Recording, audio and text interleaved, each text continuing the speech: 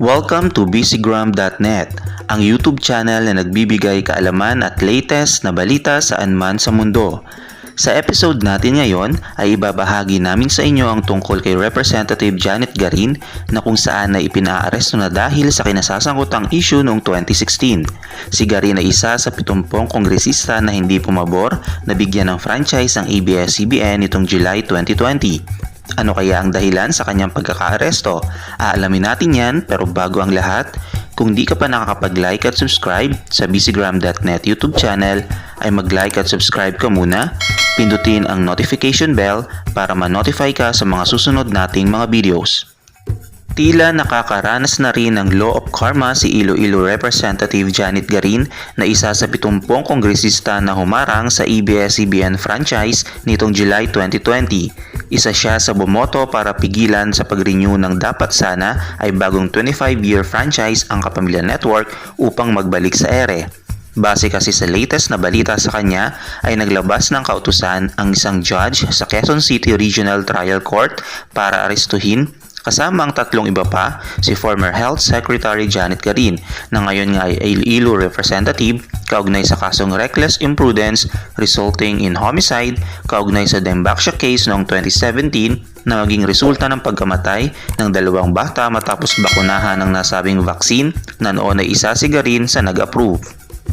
Ayon sa article ng Manila Times at Manila Standard, sa dalawang magkahiwalay na omnibus order, si Judge Jose Bautista Jr. ng Branch 107 ay sinabi na the court went over the record of the case and finds that probable cause exists to issue warrant of arrest against all accused.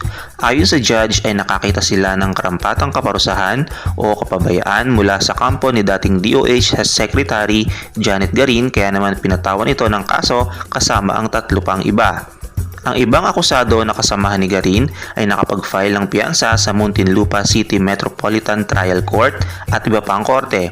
Sina Garin at Stanislas Camart, John Luis Granwald, at John Francois Barayjar mula sa Sanofi Pastures Incorporated, ang manufacturer ng Dembaksya vaccine, ay sinabing hindi pa umano nakapag-file ng bail o piyansa, ngunit sinabi ni Judge Bautista na binibigyan sila ng 4 na araw upang magpiyansa.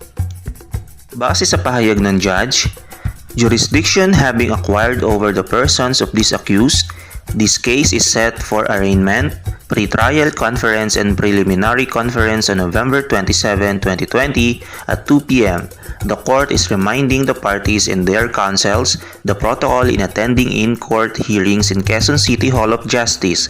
They should wear face mask, face shield, and observe proper physical distancing at all times. Matatandaan na si Janet Garin ay naging matunog din ang pangalan noong panahon ng hearing sa ABS-CBN franchise dahil sa pamimersonal daw umano niya sa ABS-CBN News Team kaugnay sa pagbabalita nito tungkol sa kanya sa kasagsagan ng Dembaksya issue. Dahil sa paratang na ito ni Representative Janet Garin ay nagpahayag si Representative Lito Atienza na isang pabor naman na bigyan ng franchise ang ABS-CBN at sinabi noon na to Representative Garin, who practically monopolized 1/3 of this session, my piece of advice to you, huwag mo na masyadong ipaliwanag at idepensa ang sarili mo.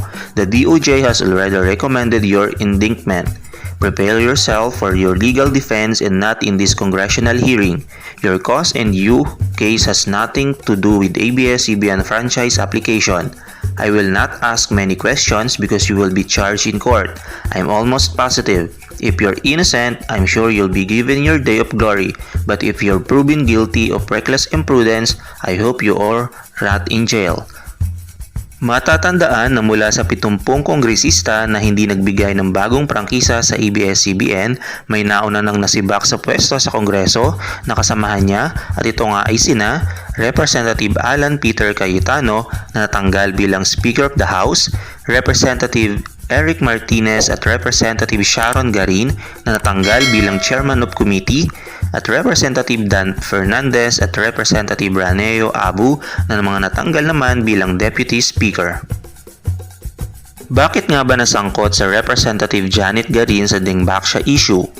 Noong April 2016, nilaunch ang Dembaksya vaccine sa Pilipinas upang tugunan ang matinding health issue ng bansa dahil sa dengue na maraming Pinoy ang naapektuhan nito. November 2017 naman nang pumutok ang Dengbaksya issue na kung saan ay namatay ang 2 bata matapos turukan ng nasabing vaccine na inapprove ng grupo ni Janet Garin noon ng DOH Health Secretary pa siya. Nang imbestigahan ito ay sinabi ng prosecutors na ang respondents daw ay hindi nagawang sabihan ng recipients ng vaccine at ang pamilya nito sa mga nature at potential risk dala ng vaccine at walang health assessment ang ginawa bago i-administer ang nasabing vaccine. Gayon din ay matapos na maturukan ang mga recipients ay wala daw ginawang monitoring sa mga posibleng side effects nito. Nakakuha din ang matibay na ebidensya na ang presidente ng Sanofi Pastures na manufacturer ng Dengbaksya ay nag-violate sa Consumer Act of the Philippines kaugnay sa defective products. Ayon sa pahayag ng DOJ noon, the panel found that Sanofi indirectly admitted that Dengbaksya is a defective product due to the risk it poses to seronegatives or those who have not previously contracted the dengue disease. Subalit sa article na lumabas sa GMA Network ay itinanggi umano ni Garin na ang lumalabas na reports na siya at ang ilang kasamahan ay pinapaaresto ng Quezon City Regional Trial Court. Ayon sa kanyang pahayag na lumabas, "This news yet again is another attempt to mislead and condition the public's mind. No warrant of arrest has been issued. The court document stated, the record shows that some accused, namely Dr. Janet L. Garin, Stanislas Camart, John Luis Granwald, John Francois Barengard, have not yet filed their bail bonds. They are directed to inform the court if they have already filed their bail bonds in other courts and to furnish this court a copy of the court's order approving their bond so that the court can likewise approve the same without them filing a new bail bond within 3 days from receipt of this order. Otherwise, a warrant of arrest will be issued against them. Walang katotohanan na kami o ako ay pinapahuli sapagkat sumusunod ang ating mga korte at mga hukom sa proseso ng tunay na hustisya. Science have proven that the vaccine did not and could not cause deaths. Only in the Philippines do we believe dramatic lawyers and fake pathologists over real doctors and scientists. Let us be wary with news that tends to condition the public to sow hatred and form negative opinions about others. Science and truth is on our side. We continuously pray for justice." Ano ang masasabi mo tungkol dito?